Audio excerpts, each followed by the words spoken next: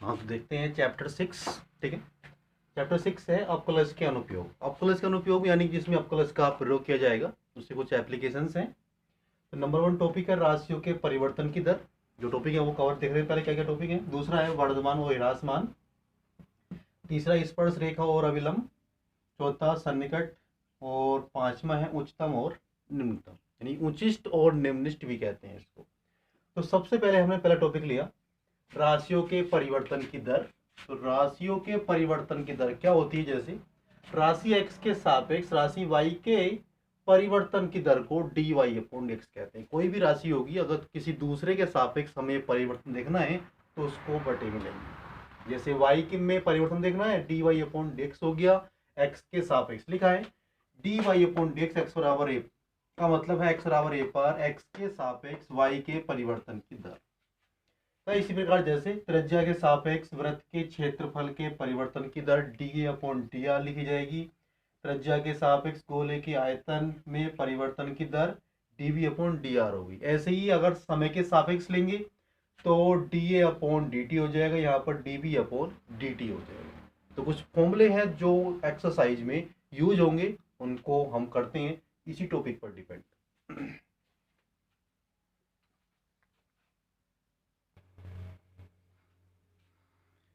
देखिए एक्सरसाइज में इन फॉर्मूलों का हम यूज करेंगे कि घन का आयतन भुजा की घात 3, घन का प्रस्थ क्षेत्रफल 6 भुजा की घात 2, परिधि वृत्त की 2 पाई आर, वृत्त का क्षेत्रफल पाई आर स्क्वायर, गोले का वक्र प्रस्थ। गुब्बारा जो होता है वो गोलाकार होता है, हमेशा गुब्बारे की बात क्वेश्चन में की जाएगी तो हमें गोले के फॉर्मूले लगाने हैं।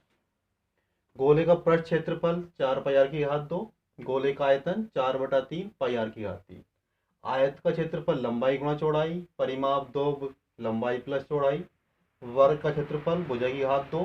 और ये सीमांत आय, सीमांत आय हो, सीमांत व्यय आ जाए, खर्च हो या सीमांत लागत, तो डी अपॉन डी एक्स जिसका भी फंक्शन दे रखा होगा, लागत होगी तो कुल लागत का फंक्शन दिया होगा एक्स में, जिसके सापेक्ष जिसमें फंक्शन दिया है उसके सापेक्ष हमें अपॉन कर देना है, वो सीमांत निकल आएगा।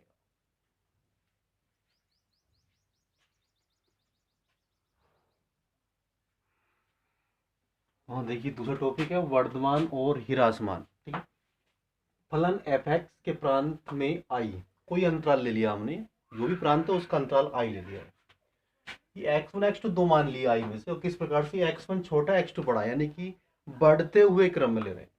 और fx1 बड़ा है तो छोटा है fx2 से, fx1 छोटा है fx2 से, तृतीयक x1 x2 के मान पे लिए तो fx का आ जाएगा अंतराल आई में निरंतर वर्धमान है। अगर यहाँ इक्वल बनेगा तो केवल वर्धमान होगा। ऐसे ही ह्रासमान के लिए कि x1 छोटा है x2 बड़ा है, यानी कि बढ़ते हुए क्रम में, कि fx1 बड़ा हो गया fx2 छोटा हो गया, उल्टा हो गया, तो कहा जाए कि fx अंतराल आई में निरंतर ह्रासमान है। अगर इक्वल आ जाएगा तो केवल ह्रासमान। दूसरा कंसेप्ट है कि fx अंतराल a, b में संतत है, तब f डैश x 0 से बड़ा आ जाए, f डैश x 0 से बड़ा आए a, b से, तो कहेंगे कि fx a, b में निरंतर वर्धमान है। और अगर 0 छोटा आए तो कहा जाएगा निरंतर ह्रासमान है। अगर इन पर इक्वल साइन लगता है तो निरंतर शब्द हट जाएगा, तो उसको नंबर 3 और 4 में लिख सकते हैं कि हम इक्वल साइन लगाएंगे तो निरंतर हटा लेंगे, यहाँ भी इक्वल साइन लगाएंगे तो निरंतर हटा लेंगे। तो ये वर्धमान और ह्रासमान का कंसेप्ट है। कि डिफरेंशियल वाला इजी है कि अगर हम 0 से बड़ा दिखाएंगे डिफरेंशियल को तो वर्धमान होगा, निरंतर वर्धमान या केवल वर्धमान। 0 से छोटा दिखाएंगे तो निरंतर ह्रासमान या केवल ह्रासमान, जो भी अंतराल दिया होगा।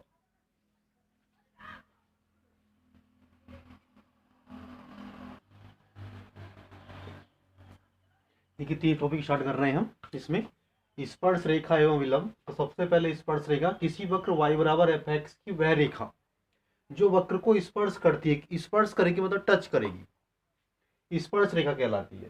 ठीक है, वक्र y बराबर एफ एक्स की बिंदु x बराबर a पर खींची गई स्पर्श रेखा की परिवर्तन। तो सबसे पहले रेखा है तो परिवर्तन देखेंगे, तो परिवर्तन होगी m बराबर D Y upon D X, X बराबर ए पर, किसी बिंदु ए पर देखनी है तो x बराबर ए पर हम D Y upon D X का मान निकाल लेंगे। दूसरा है कि वक्र y बराबर एफ एक्स पर बिंदु x1, y1 से खींची गई स्पर्श रेखा की परिवर्तन। अगर बिंदु x1 y1 है तो प्रवणता होती है m बराबर D Y upon D X x1 comma y1। फिर है कि वक्र y एफ एक्स पर बिंदु x1 y1 से खींची गई स्पर्श रेखा का समीकरण। तो y माइनस वाई वन बराबर D Y upon D X x1 y1 into, यहाँ पर ये इंटू है x माइनस x1, जो फॉर्मूला हमने पढ़ा था फर्स्ट ईयर में।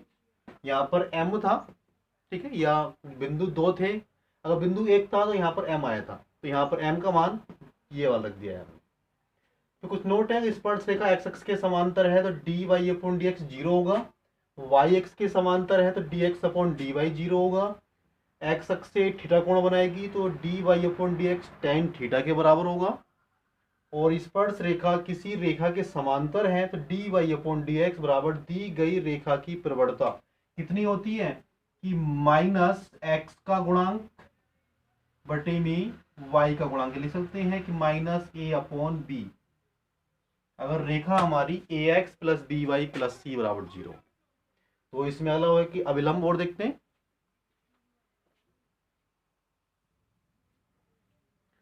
देखिए नेक्स्ट है इसमें अभिलंब कि वक्र y एफ एक्स की वह रेखा जो वक्र की स्पर्श रेखा पर लंब हो। जो रेखा स्पर्श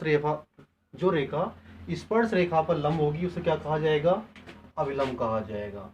तो इसलिए यहाँ पर इसकी आप प्रवणता एक्स बराबर पर प्रवणता होगी माइनस एक बटा D Y upon D X, X बराबर पर वही मान निकालना लेकिन माइनस वन अपॉन कर देना है एक्स माइन पर minus one upon D Y upon D X. तो इसका समीकरण देख लो, समीकरण लिया हमने y माइनस वाई बराबर माइनस वन अपॉन जो प्रवणता थी वही यहाँ पर m के स्थान पर आ गई है into x minus x one, बस ये चेंज हो गए नोट। x अक्ष के समांतर है अभिलंब तो dx upon D Y zero होगा, y अक्ष के समांतर है तो D Y upon D X zero होगा, x अक्ष से कोण बनाएगा थीटा, प्रवणता जो थी हमारी वो मान टेन थीटा के बराबर।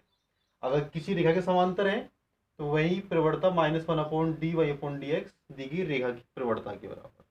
तो ये हमारा अभिलंब था।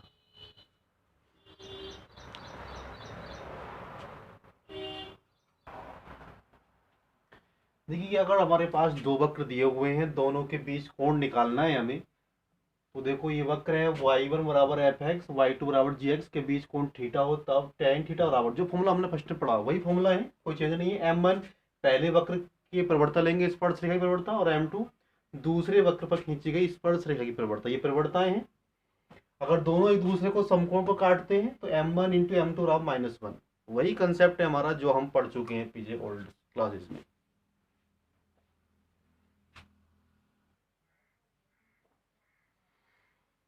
हाँ तो देखिए हमारा चौथा टॉपिक है सन्निकटन।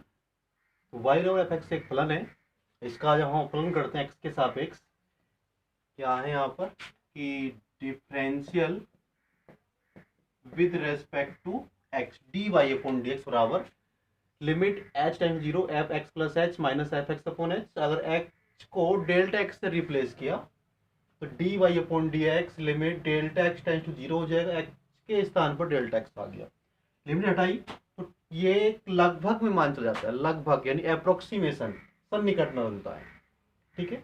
इसको इधर ले आई गुणा करेगा तो हमने इसका मान निकाला तो ये फंक्शन इधर आके प्लस का हो जाता है, अर्थात एफ एक्स का सन्निकट मान F X plus delta X बराबर F X plus D Y upon D X delta X होगा, ठीक है। अर्थात यहाँ लिखा है वाई बराबर एफ एक्स, जो इस तरह से हम क्वेश्चन को सोल्व करेंगे, इस तरह से करके फंक्शन इस रूप में दिया होगा, F X plus delta x का मान निकालना होगा। एक फंक्शन लेंगे y बराबर एफ एक्स और इसको बनाएंगे y प्लस डेल्टा वाई बराबर F X plus delta x. समीकरण दो में से एक को घटा देंगे तो y से y कटेगा, डेल्टा y बचेगा, तो F X plus delta X minus F X होगा, जहाँ डेल्टा y का मान हमें निकालना होगा D Y upon D X into delta X. इनका यूज करके हमें किसी भी फंक्शन का सन्निकट मान ज्ञात करेंगे, ठीक है। या फिर या तो हम इस फॉर्मूले का यूज करेंगे या फिर इन दोनों फॉर्मूलों का यूज करेंगे सन्निकट मान ज्ञात करने के लिए।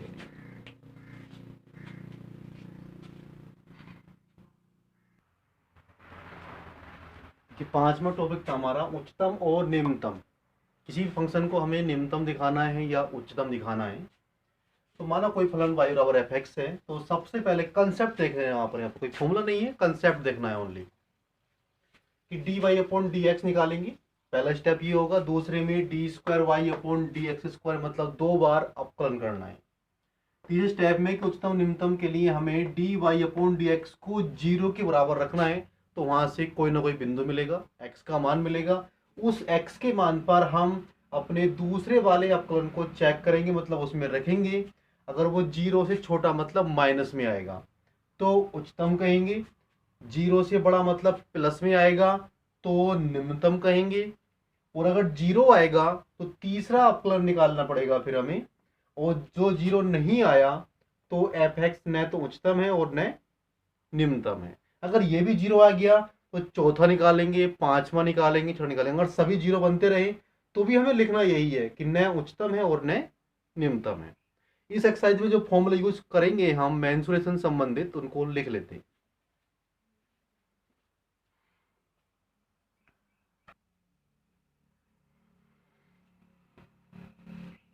फॉर्मूले हैं जो उच्चिष्ट निम्निष्ट में हमें यूज करने, उच्चतम निम्नतम में, ठीक है, कंटेस्ट करेंगे।